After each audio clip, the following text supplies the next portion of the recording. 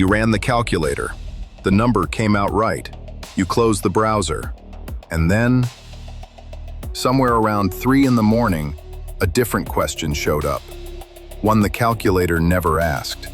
It went something like, what if the money's there and I'm not? There are 2 numbers that decide your retirement. You know one of them. The other one has been running since before you started saving.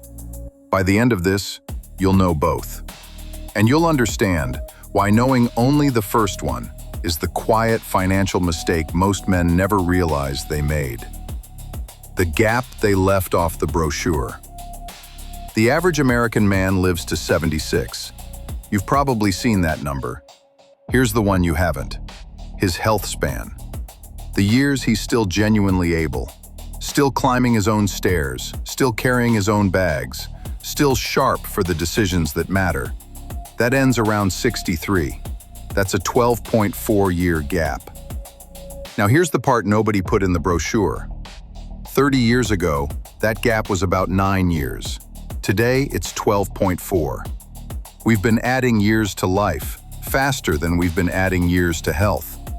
The success story, the one that says we're all living longer, has a shadow. The shadow is this. The extra years we added aren't the good ones. They're the managed ones. Medication years, mobility loss years, someone else drives me years. For a lot of men, that's retirement. Not the one in the pamphlet, the one that actually shows up. Marcus Aurelius wrote at night, sick most of the time, running an empire from a military tent, his own body doing things he couldn't stop. And in the middle of all that, he wrote this: no one loses any other life than the one he is living now. He wasn't talking about the distant future. He was talking about the years that were already slipping past him, while he managed everything but himself. That's what the 12.4-year gap is. Your life, quietly not showing up for itself. Still with me? Good.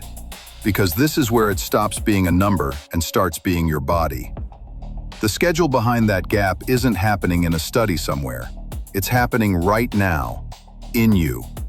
And there's one specific test, cheap, quick, strangely uncomfortable, that measures exactly how far along you already are. The clock already running. Here's something you probably haven't been told. The strongest predictor of whether a man will still be alive in 10 years isn't his blood pressure. It isn't his cholesterol.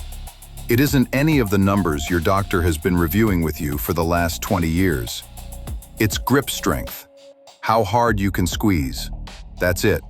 A handheld device, 30 seconds of effort, and the result predicts your odds of being here in a decade better than most things on your annual physical. When was the last time anyone measured yours? For most men, the answer is never. Not once in 30 years of doctor's visits. And here's why that matters.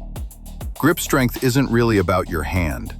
It's a proxy for total body strength, for muscle integrity, for your ability to carry yourself through your own life without help.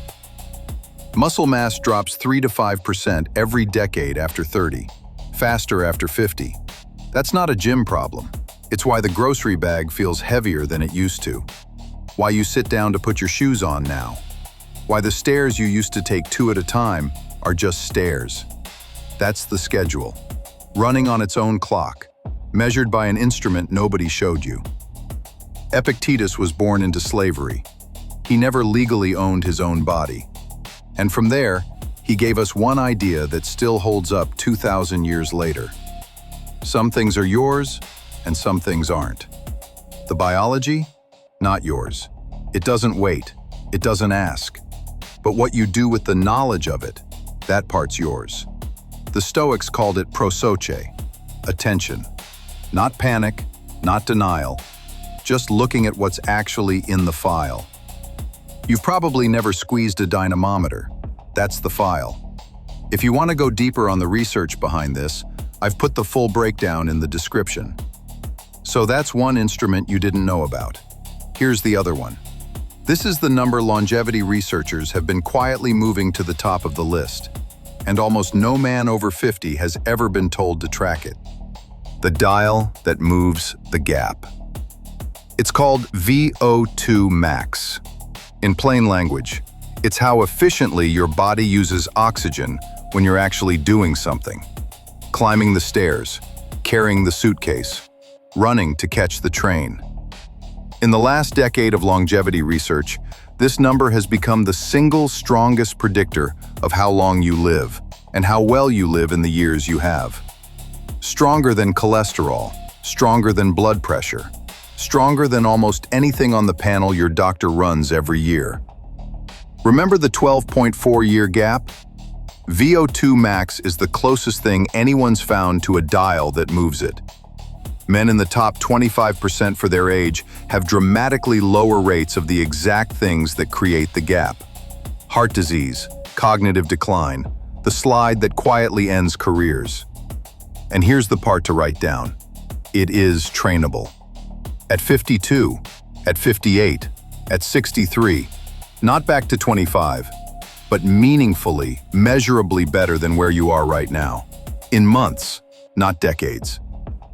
The studies behind that number are in the description, including what top 25% actually looks like for your age. Seneca opened his very first letter with this: Vindica te tibi, claim yourself back. In Latin, it's quieter than it sounds in English. It isn't a battle cry. It's a man writing to a friend and telling him, gently but without flinching, to stop losing himself to things that don't matter. That's the whole Stoic project in 2 words. And for you, sitting where you're sitting, it has a specific shape. The man who knows his grip strength and his VO2 max is the man who stopped waiting for someone else to measure what actually matters.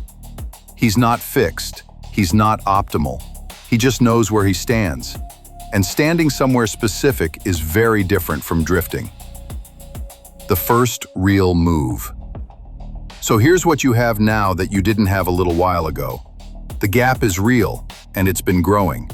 The schedule is running, and there's a test for it your doctor has probably never given you.